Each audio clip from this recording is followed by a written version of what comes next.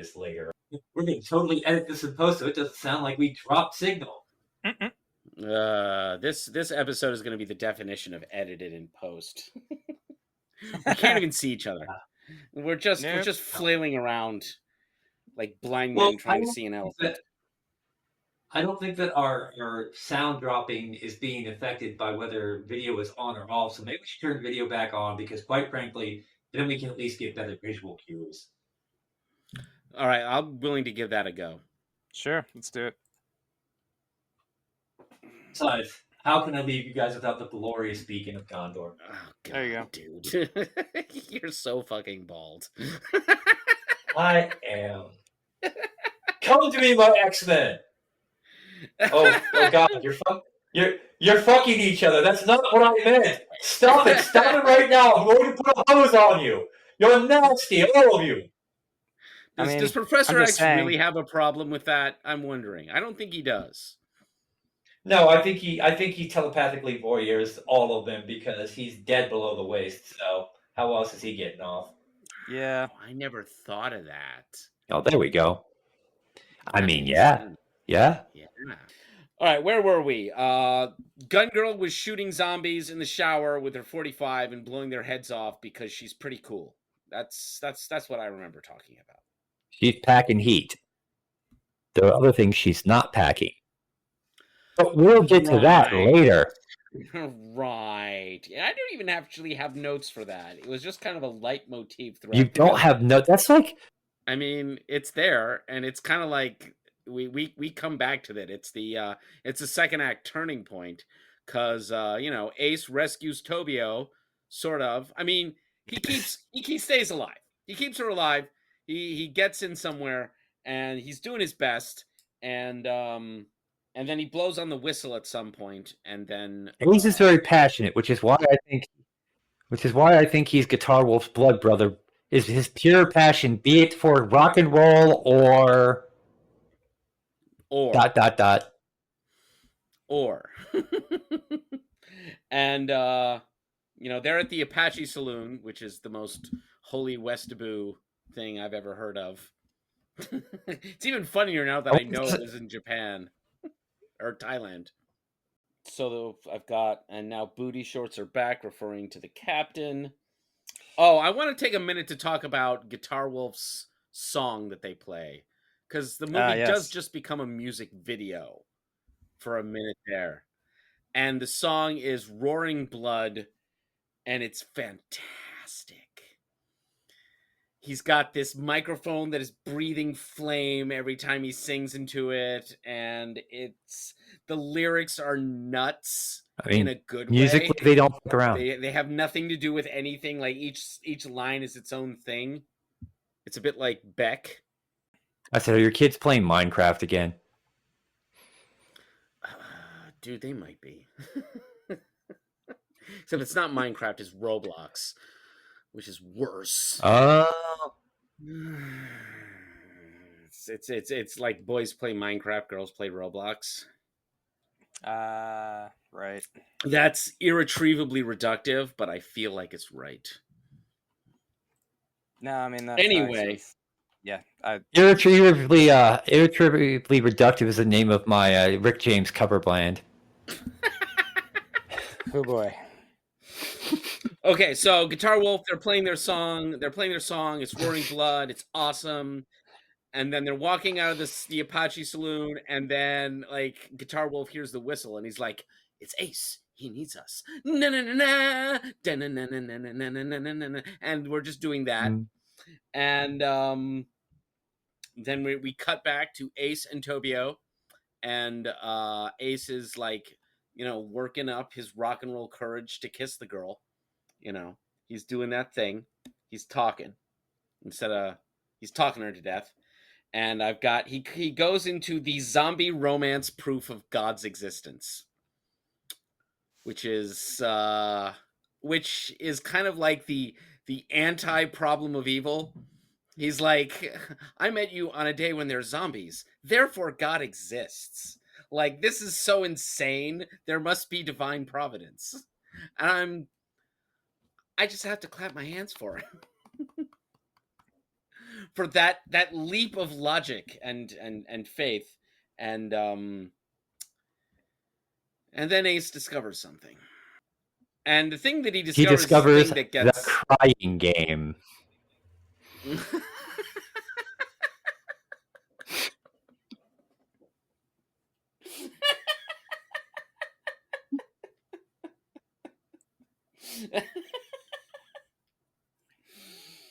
at some point.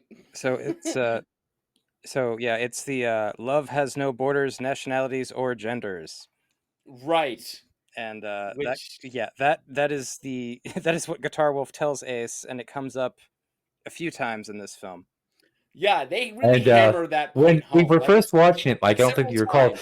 and it's I think Dean had said, "See, that's Guitar Wolf for you. He's a deep soul who doesn't." I said, or hear me out. Maybe Guitar Wolf will just stick it in anything that moves.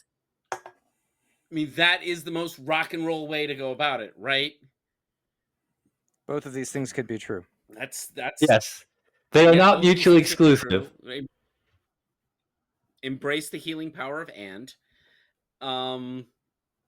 And I like the way it's set up, where like suddenly Tobio has taken her clothes off, and you do the pan down, and you're looking at her chest, and it's like, huh, she doesn't appear to have any breasts, and then it stops, and we zero back to Ace, who's like, oh no, and runs away, which was seated at the beginning of the second act when we meet Tobio the first time. And I would like to state this is where Ace discovers, perhaps, I'm not going to say the rudest of all penises, but surprise penis is pretty rude. When that's not what you're expecting to find. Go ahead. I said, and you know, like a surprise dick pic is in fact ruder. Yeah. But yeah, I'm going to say, but then again, I don't know if this is. I feel that this in this moment, this was Tobio being forthright about, well, just so that you know what you're getting into, or what's getting into you, as the case may be. Yeah, I mean, Tobio is very upfront.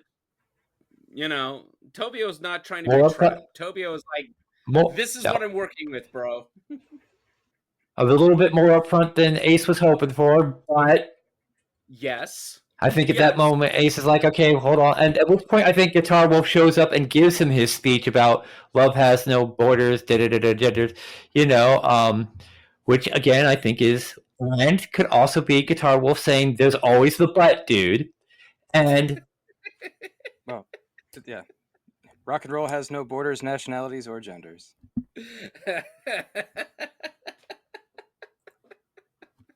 It does, however, have cocaine. It does. And that can fix a lot of these problems right here. Also, apparently, just like random supernatural zombie slaying powers. Yeah. Like, I just sort of assume that it's the power of rock and roll that, you know, makes it. The power of rock and roll covers a lot in this movie. It is doing some heavy fucking lifting, dude. It's perhaps the most Herculean lift, and since like I'm not actually sure like what film prior, but yes. I'm going to say that in terms of the great mythos of the world, that Atlas himself would have a hard time doing the lifting that the power of rock and roll is doing here. Yeah. Fortunately, it's a B movie. You know, and that's kind of what. And Guitar Wolf says in another moment, like, believe in rock and roll. Like, he's not joking. He's not being ironic. This is Guitar Wolf, and he's doing his Guitar Wolf thing. And, you know, I kept thinking, like, he's a so much better actor than Joey Ramone. Like, I'm loving this. He's committed to the bit. He's just being Guitar Wolf. Guitar Wolf does not drop kayfabe. No. He is just rolling through each scene being Guitar Wolf, and the other two guys are like, yeah. This is what he does. This is what we do. You say don't pick up the guns, but we're going to pick up the guns because no one tells us what to do because we're Guitar Wolf and we're awesome. You can say whatever you want. We're going to shoot some zombies.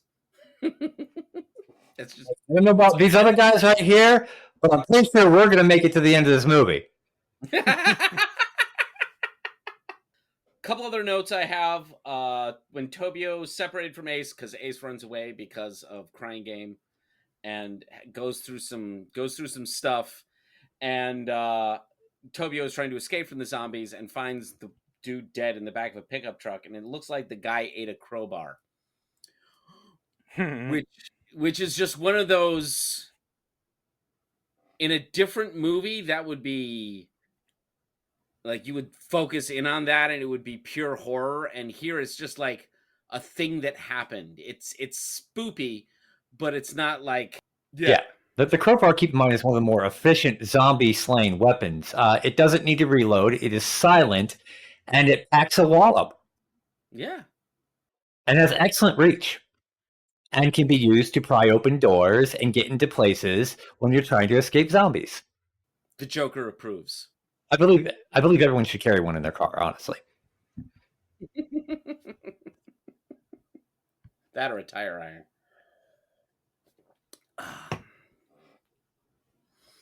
Can't break into shit with a tire iron easily.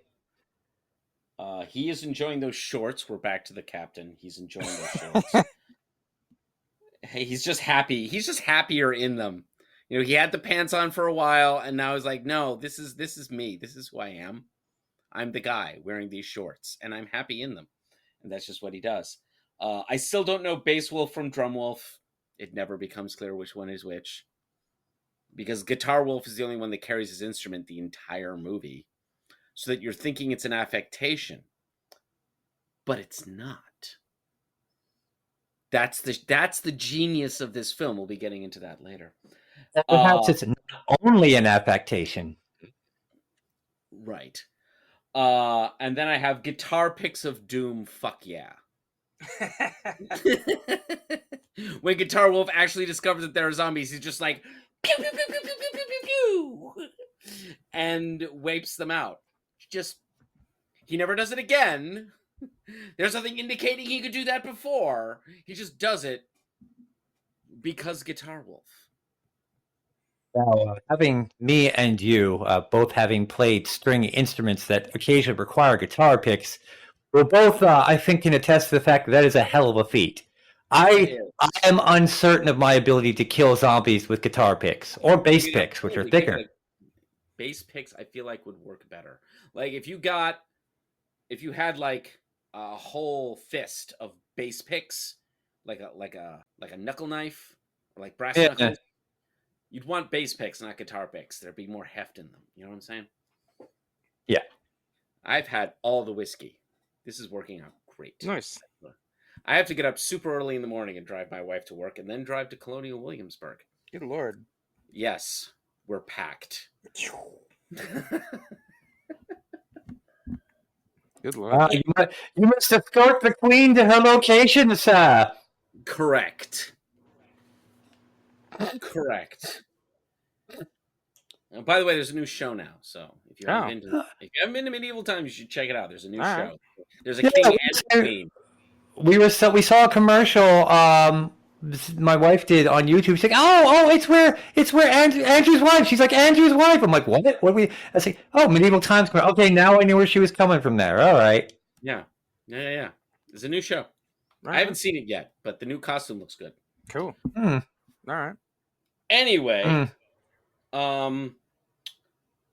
there's this argument in the warehouse where Gun Girl has all of her guns, and despite having enough guns to, take down a terrorist splinter cell, Gun Girl seems to want to do not that. Like in the time of a zombie apocalypse, you strap up and you start shooting zombies in the head, which she has demonstrated works, but she doesn't want to let anyone have her guns. And she's just being, unnecessarily contrarian, and I lose a lot of respect for her. I also lose a lot of respect for her because she's wearing a fur-lined houndstooth onesie with a belt and matching heels. Now is not the time in this movie to start judging people's fashion, Andrew.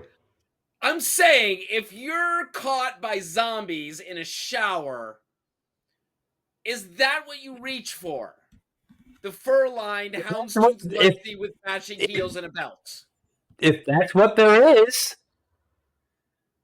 I mean, I get it. It's late 90s fashion. It doesn't have to do anything but be weirdly fetching, but I feel that you're giving her too much sass about the gun thing. Keep in mind, guns are a business for her. This is how she makes her money. yeah, but zombie apocalypse. Zombie infestation. We don't know if this is worldwide.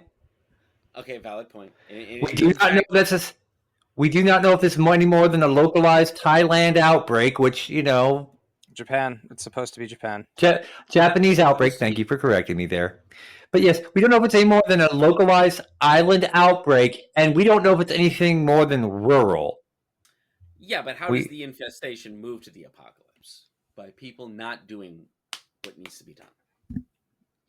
And if that is the case, and she is aware that this may just be, or suspects this may be a localized outbreak, then why give away your guns? Still, though. These are the actions of a businesswoman. This is capitalism, my friend. Late-stage capitalism at its finest. Any stage capitalism, to be perfectly honest. Very true. And let's to be completely fair. I mean, like, I'm not sure I would want to give Tashi a gun. Yeah. I'm not sure to give Ace one. Like, he is kind of hapless. He might shoot his own dick off. Guitar Wolf gives him a gun. Yeah, that also happens. Okay, Guitar Wolf believes in the power of rock and roll, okay? And has the faith that, in fact, rock and roll will overcome even base stupidity. Right, which is Gun Girl's problem. She needs to have faith in rock and roll. She needs to have courage and rock and roll, and she doesn't. She needs to have a night with Guitar Wolf, and she hasn't. Yes. That would be the problem solver. Guitar Wolf failed in his duty. He's been too busy promoting rock and roll to be promoting his action quotient, so to speak. Yes, that's like, fair. While he's all in the rock and roll lifestyle, he is suspiciously low on the whoring aspect of that. Maybe he only has time for rock and roll. Yeah, rock and roll is his wife. Hence why love has no gender boundaries or nationalities. This all makes perfect sense. This all makes complete sense. There's another moment where like Guitar Wolf is like, okay, let's load up and take the zombies down, and she's like, what makes you think that you can withstand this? And I'm like, my note is like, sister, did you see what he just did? He pulled guitar picks out of the void and killed all the zombies that were on your Hummer that you couldn't kill, and now you're giving him shit. He doesn't understand the power of rock and roll. What is your damage, Heather? She is an atheist in the Church of Rock and Roll. Yes. Yeah. It's a total lack of faith. This is my point. It is a total lack of faith. Yeah. But, you know, they say you don't find atheists in foxholes or zombie apocalypses, so...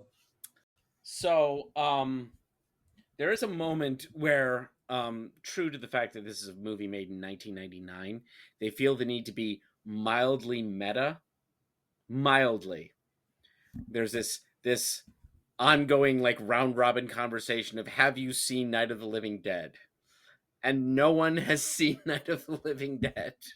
Like, oh yeah, like Night of the Living Dead. Have you seen that? No, I haven't seen that. And Bass Wolf and Drum Wolf are like, no, I haven't fucking seen that. Sounds cool, but I haven't seen that. They don't care.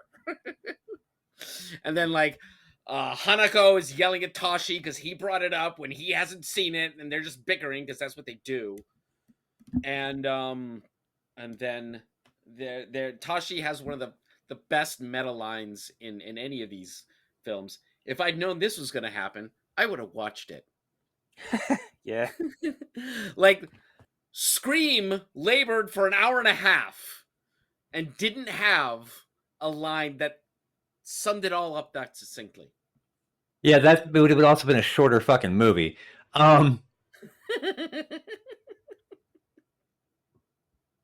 Everyone needs to watch Prom Night. Shut up. See. I feel that this covers something that is almost, and I've noticed, is tiptoed around in a lot of zombie fiction is that in a lot of zombie fiction, when zombies show up, not a single goddamn person knows what the fuck a zombie is and what the fuck is happening, and acts accordingly. Right. Right. This is acceptable in the original Night of the Living Dead because that was, of course, the flagship movie for that kind of shit. You know. But every zombie movie since then has no excuse. Yes. It's like, So- you know what a zombie is. Of course, that gets into the whole thing about, like, vampires. Like in vampire movies. But in vampire movies, it's different because every time someone says it's a vampire, people are like, that's stupid. That only exists in movies. No, it's really real. Whereas in every zombie movie, it's the first zombie thing that's ever showed up in the history of the world. Right. Yeah, like and the occasional conceit of not wanting to call them zombies. I'm looking at you, Walking Dead. They're walkers. I'm like, are they really walking though? They're more like schlepping. They're schleppers. Like even in 28 Days Later, where it's just they just call them the infected, which is fine because it's a Because they're not actually undead. Yeah, it's like just diseased. You Fine. yes. They're functionally That's fine. They've zombies, got they're hyper not rabies. actually zombies. But in Walking Dead, like they're actually zombies. Like that's a zombie. It's an undead person animated by some inchoate desire to feast on human flesh. That's a zombie. Even though they don't have living functions, so digesting does them no goddamn good. But whatever. We're gonna. This movie does not make us have to ask such goddamn questions like this because it's just zombies. They're like, oh, zombies. Well, this is a problem. This movie is smart enough to know how stupid it is, and we need to appreciate that. Yes. It's like, okay, no, I never have seen Night of the Living Dead, so I am a little uncertain as to what to do here, but Headshot seems to kill everything. So we're going to go with that.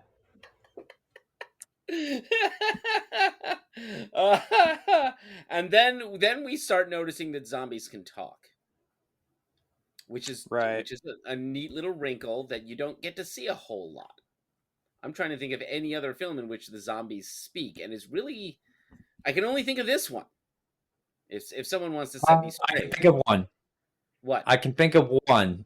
It's one of the Return of the Living Dead. There's is it Day of the Dead where they actually have like zombie society? Oh, right. One of them has that. Maybe Empire of the Dead or World of the Dead or Something Day like of that, the Dead. yeah. I think it was Day of the Dead. If I'm one of the ones correctly. where the zombies like talking on the phone, and the one where they're. Which one is the one where they're in the underground lab? Yeah, that's one of them. Day of the And then there's Dead. the other one where the girl gets infected as a zombie, but she's still like doesn't eat brains because she keeps sticking nails and shit to herself because the pain staves off the hunger or some shit like that, and she's coherent and cognizant through it. So that's yeah, it's one of the branches off from Night of the Living Dead because remember the movies branched off into two different continuities. Yeah, timelines, continuities. I've only ever seen the first one. Yeah, you've never seen the very first one? The black and white classic? I've seen, that's the one I've seen. I've seen the 68 Night of the Living Dead. It's the only one I've seen. It's the best. That's a good one. That is the best one. I think Carter's dad is in it as a zombie. I like it's kind of like this one where there's no real explanation for it. They don't really bother. It's just they're here. They're here now and you have to deal with it. Yep. I feel a zombie movie does best when it tries not to have much of an explanation or try to make too much sense out of the explanation. Right, because what you're dealing with is so foreign to everything we understand about our existence that trying to explain it would require so many steps that would it throws off the drama. Like it's the worst thing that can possibly exist. Pet Sematary steps around this by saying came back wrong. Mm-hmm. And cursed Indian burial ground. Like Stephen King's like, I'm not even gonna try to explain this shit. Just Stephen King likes to guess and poke at and play with Indian burial ground without ever actually saying Indian burial ground. He like suggests it, like that's kind of going on in The Shining, but not really. It's there in the background. Maybe it's there, maybe it's not. It's not like Poltergeist. Did he get bad touched by an alien, by an Indian alien? Indian, what is wrong with me? Indian burial ground as a child? Don't answer that.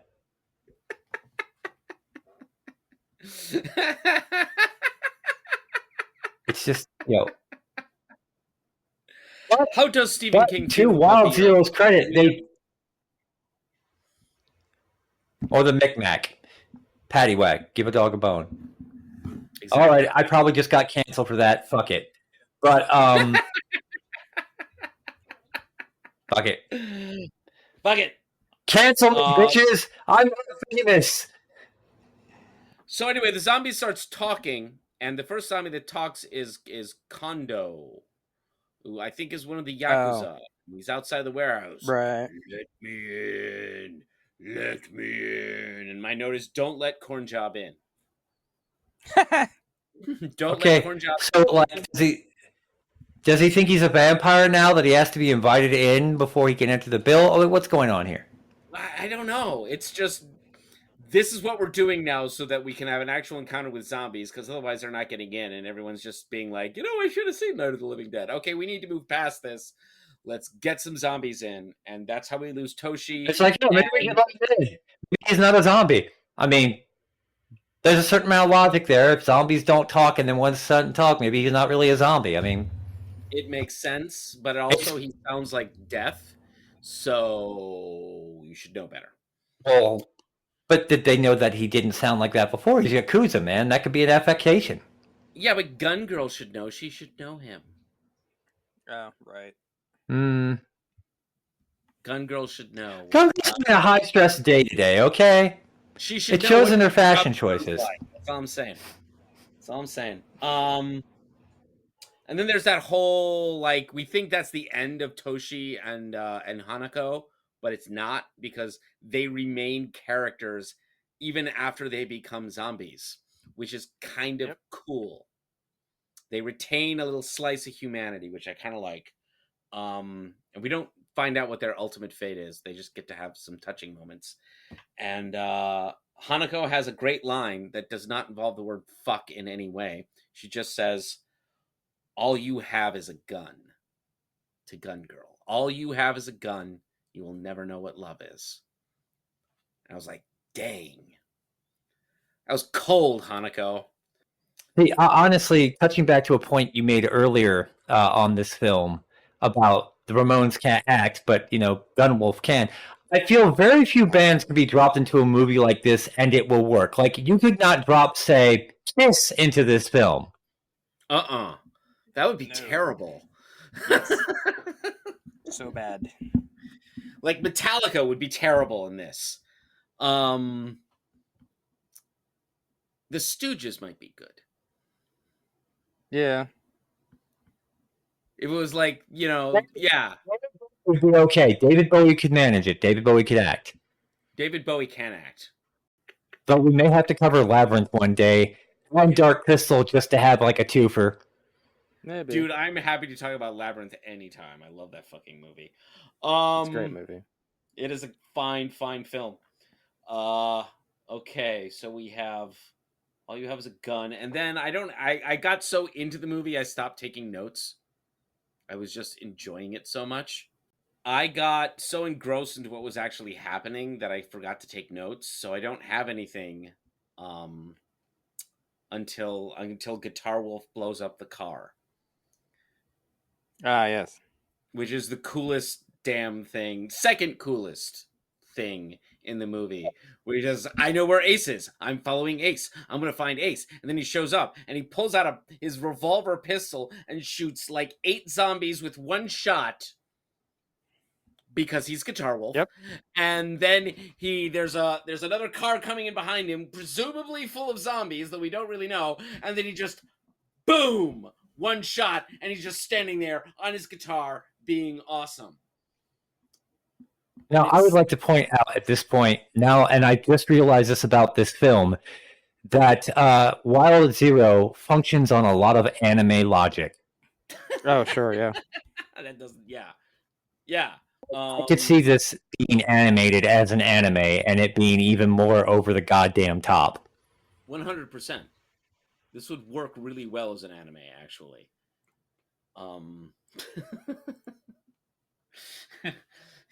Yeah.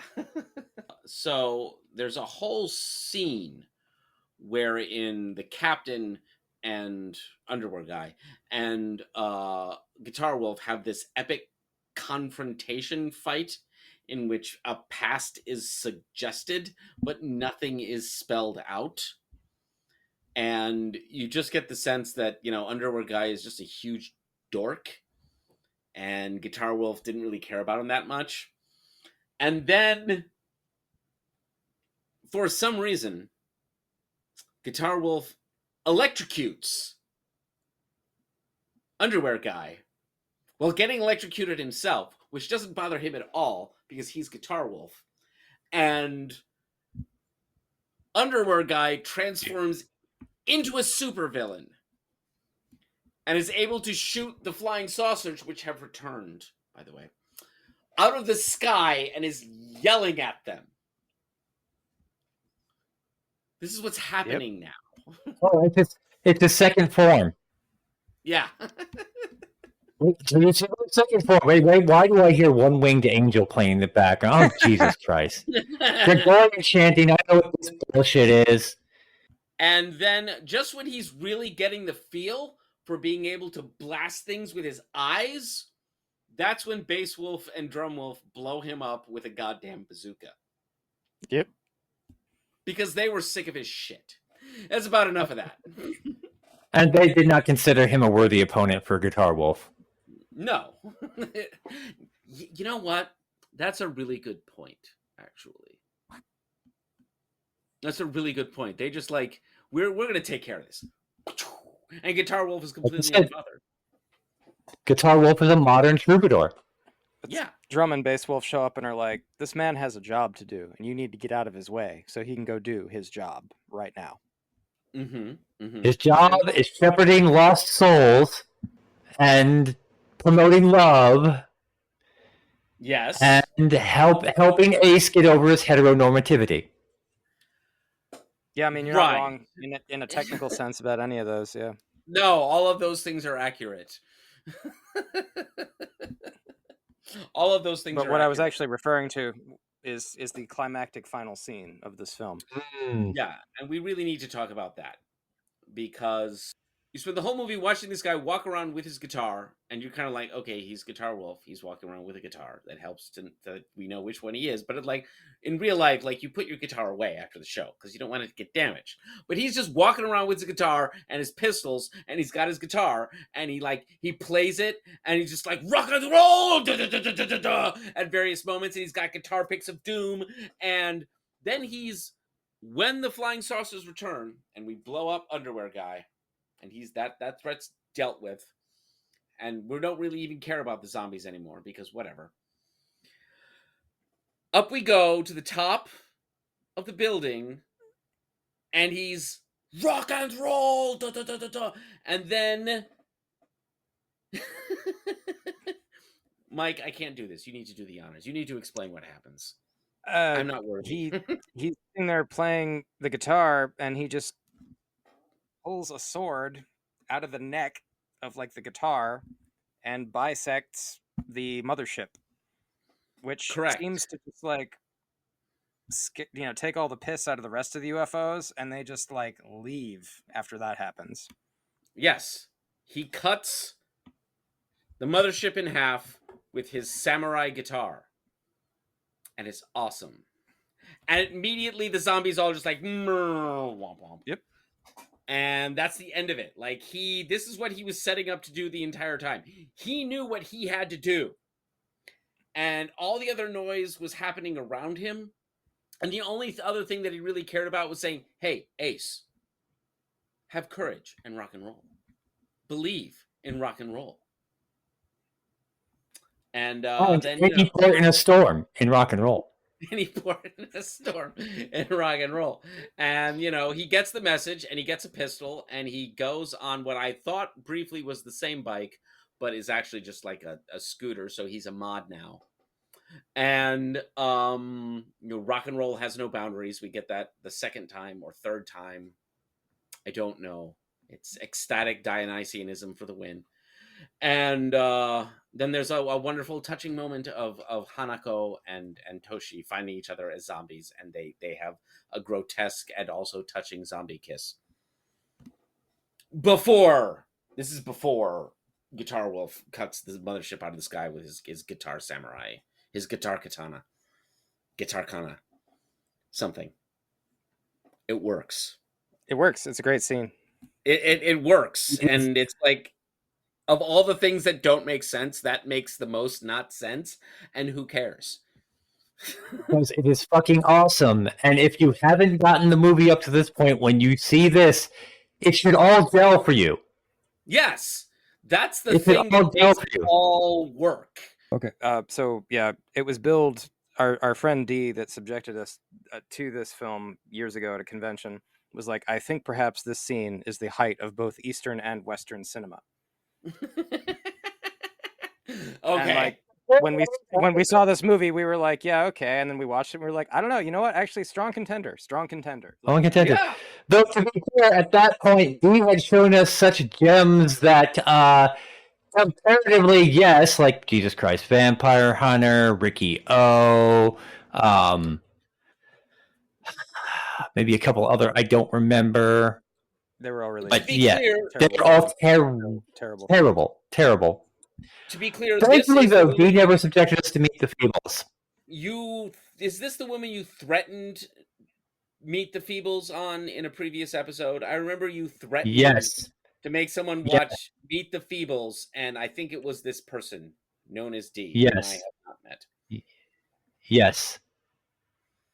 Okay. He So was she from has Mordor. Meet the Feebles. Oh, I don't know that, but I don't think she owns Meet the Feebles because we would have seen it through her. I don't want to sit through Meet the Feebles again. I'm not doing Me it. neither. Me neither.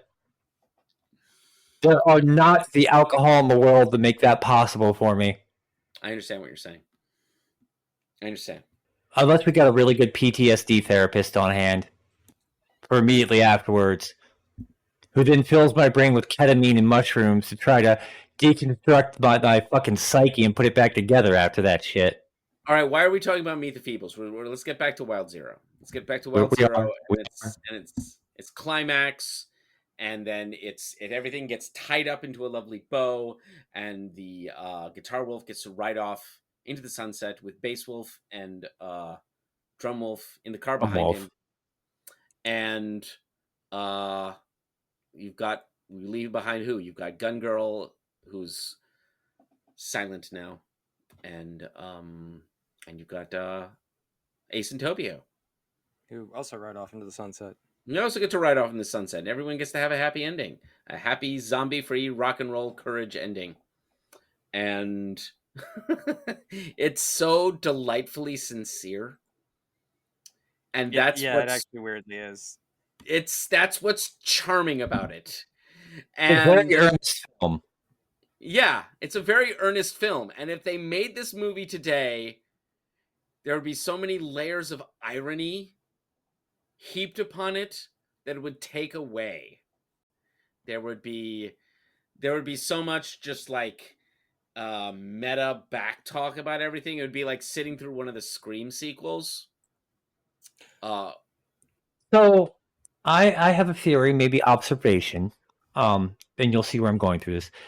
I do not know that the Japanese cinema engages in nearly as much irony as American cinema, or meta commentary as American cinema. And I say this because I've seen a bunch of Godzilla movies, and all them fucking things, for the most part, even the goofiest Godzilla movie, which may well be Godzilla versus Megalon, takes itself seriously. There is not a hint of irony. No. So I think there's a lot of I've seen a lot of Japanese cinema that definitely engages in symbolism, Yes. or allegory, things of that nature. Yes. But it's a lot of it is played straight. Yeah. It's very much like, here are the themes, here are the symbols, but like it's pretty straightforward. Yeah. No, they do parody. They do parody well. Oh, sure, yeah. But Yes. when they're doing parody, they're not pretending they're not doing parody. They are very clear. This is parody, and we're dialing it up to fucking 11. Yeah. There is none of this half-assed American meta parody commentary. Yeah. Also, I don't believe the Japanese cinema is really that big on. Oh, aha! Look how clever we are. We're sniffing our own farts. No. Like that one line about, if I had known that this was going to happen, I would have watched Light of the Living Dead. That's it. And they get right through it, and immediately afterwards they're like, why are we talking about this? This is stupid. Yeah. But they earn it. But I mean, by that point in the movie, they've earned doing that. Like, Yes. A good meta moment is great as long as you earn it. Which I think the thing that we're kind of bitching about in terms of some contemporary films is that they don't earn it. No. It's a whole bunch of references and mugging for the camera, and it's just like, okay, but I thought you made a movie. Yeah. And that's all they know how to do anymore. It's the degeneration of the Kevin Smith aesthetic, who I know we've talked about before. And you can do it once with a measured amount, and it's fine. In Clerks, we can talk about what happened to all the contractors on the Death Star. This is a reasonable question. But then you just keep doing it, and you can't let it go. Or I was talking about the Scream movies. Like, first Scream movie's great. It works Sure. as a slasher. Ghostface is a Yeah. great slasher villain just because he's so wonderfully visceral. But I watched all 6 of them over the course of this spring, and I am so tired of watching that scene where the kid who's the movie nerd explains all the shit that we've had explained before. I get Yeah. it. We don't need to do this anymore. Yeah. Like this deconstruction has been deconstructed. In fact, deconstruction of genres is one of those things that you only need 1 or 2 pieces of media to do once. And then you don't need anyone to ever do it unless they're taking a different angle on it ever again. Like we were talking about this in the superhero Malo. I think it was the 4th of July. We were grabbing coffee. And I was like, everything that's come out that's tried to deconstruct superheroes since The Dark Knight and Watchmen has gotten it wrong. Because they're not really trying to deconstruct the genre, they're just trying to be edgy and extreme. This is the conversation we had about The Boys in our very first episode, Mike. Do you remember that? Like, we were talking about The Boys, and I was like, but Watchmen already happened. The Boys is unnecessary. Yeah. That being said, I recently did start watching The Boys. The show, I think, the show is better, I think, than the comic. The comic is, like a lot of Garth Ennis's stuff, it's inherently unfilmable. Yes, so Eric, you did make that point, actually. Eric Kripke does an amazing job of adapting the source material, and I think he adapts it into a better story. Than the performances are really good too. It's a great cast. And he manages to preserve some of the really good parts of the comic. But I mean, the comic is really, really gratuitous. Oh, good Lord, yeah. Yeah. But yeah, it's like, and so it seems like a lot of American-driven media, not just cinema or TV shows, is all this. When they're trying to deconstruct shit, they don't understand what makes a good deconstruction work. Well, and something I was going to point out earlier, because Andrew had brought up Scream, is I think people lose sight of the fact of when Scream came out. because when the first film came out, the slasher as a genre was pretty much dead. Yes. Correct. This is the late So- mid-late 90s. Like, Yeah, so the only way you could bring it back was to be like, hey, check this Yeah. out. I'm going to do this by the numbers and sort of have the movie within the movie where I'm explaining what's actually happening and kind of fuck with like this as a genre by using its own rules. But like the film type itself as a subgenre of horror was dead and buried. People kept Yeah. making slasher films, but nobody gave a shit. no. This was like the bottom edge of the Friday the 13th series. Like they were still like one or two they were making in the 90s, but it had become a joke. And then they did the Jason X film, which was a joke. And that was as much a It's one of the best ones. deconstruction. Yeah, it was as much a Yeah. deconstruction as Scream. And what I keep saying is that Scream works as a slasher. Like it's a deconstruction, but it's also like Ghostface is genuinely horrifying. He's a wonderful representation of death because no matter how many times you knock him back, he just keeps coming. And that makes it work. The threat is real. You can make whatever jokes you want as long as the threat is real. Yep. So, fuck irony, I think is the point we're trying to make. Yeah, I mean, It's meta irony, yes. it's hard to do well. And unless Isn't that ironic? yeah, right? Yeah, so it's like unless you can come correct and actually nail it in one go, don't do it. You have to understand what it is you're doing and sending up. Exactly. Well, it's like it's effectively satire. And satire is hard. Satire is extremely difficult. Like if you actually manage to create satire, congratulations, because you have actually managed to transcend to a certain extent, because it's really fucking difficult. Yeah. You have to understand the thing that you're sending up, understand the rhythms of it better than the persons who are actually working in it, and then basically turn it over. And, you have to do that from a certain sense of, it's best done with a certain sense of love. Wes Craven made Scream. Yep. I mean, didn't he also do the People Under the Stairs? Mm-hmm. He did a bunch of stuff. Yeah. Also, The Hills Have Eyes. Yeah, that was his first one, I think. The Hills Have Eyes. Yeah, I don't think he did the remakes. I'd have to look that up. But he did the original The Hills Have Eyes. No, yeah, the original ones from the 70s he did. Yeah. I'll be right back. Mm-hmm.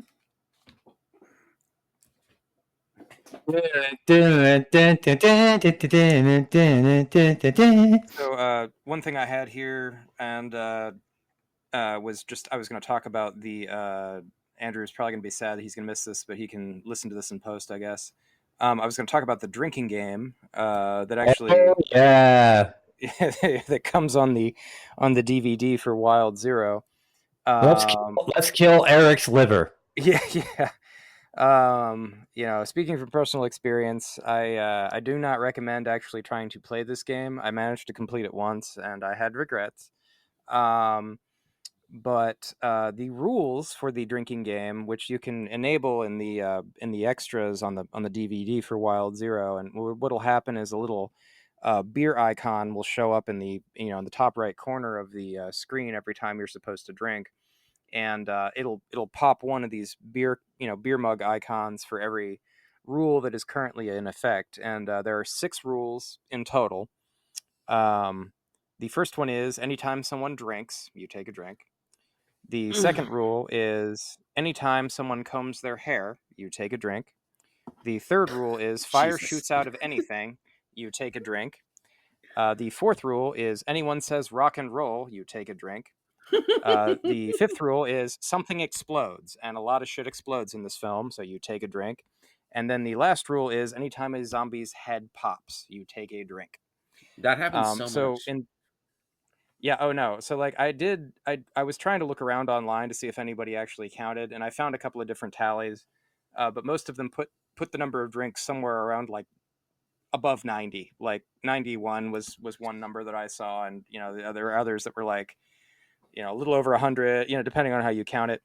But as I said, I made it through this drinking game once. I was a much younger man. I don't recommend making it through this drinking game. I had regrets as a younger person. I believe I Yeah. too, going through that drinking game, like, no, because while I'm only older than you by a few years, at that point, I was much older than you because the years were different, and recognized full that oh no, I can't do this. Yeah, no, that's I don't I do not recommend it. Yeah, so I wanted to say I did a little digging about the sequel for this film. Yes. Which is I don't know where they are in terms of production. There is a trailer out for Yes. Wild 02. And the subtitle is it's Wild 02, The Strongest Blood of Humanity. I don't know what that means. It means what it means. It's perfection.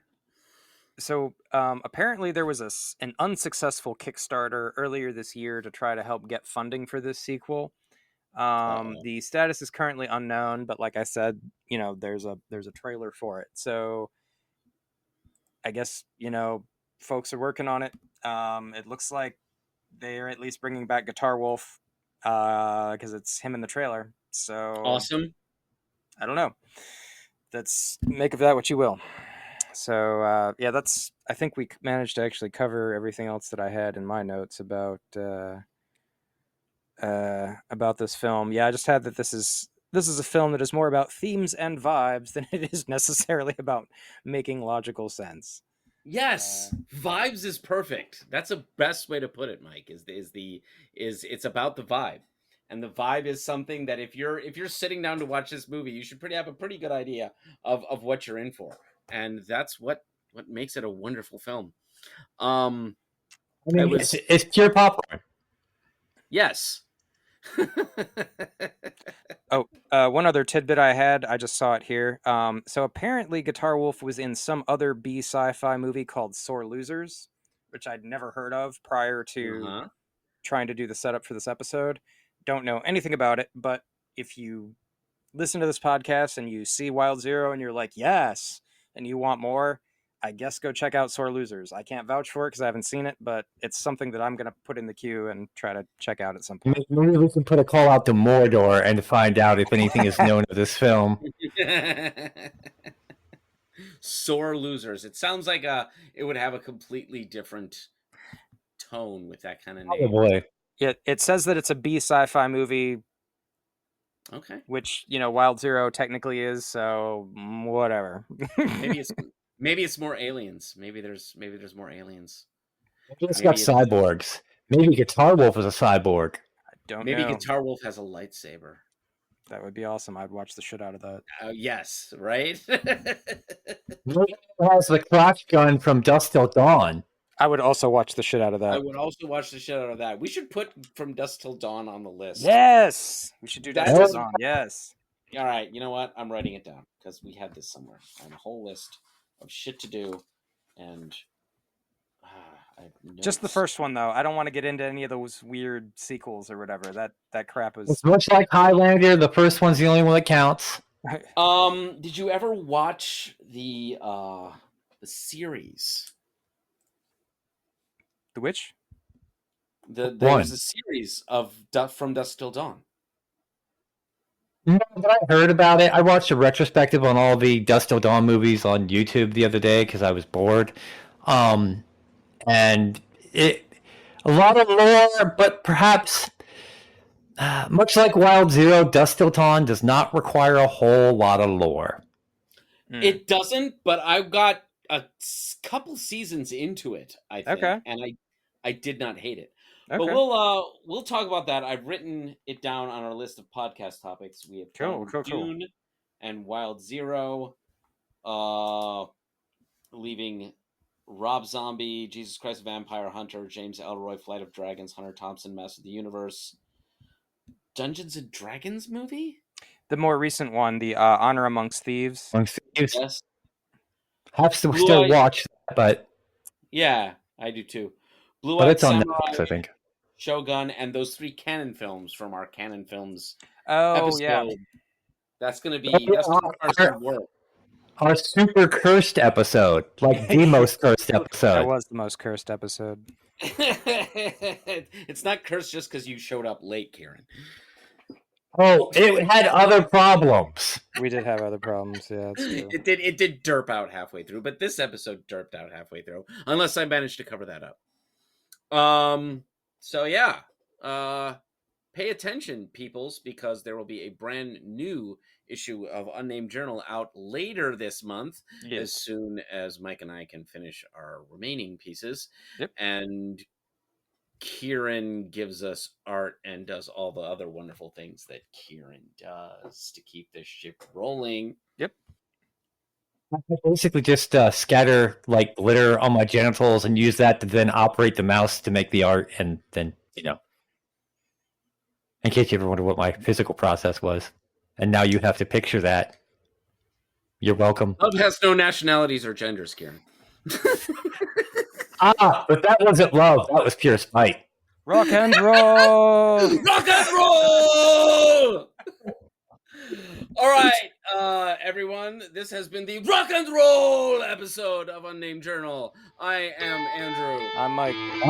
I'm Kieran. Thank you all for stopping by.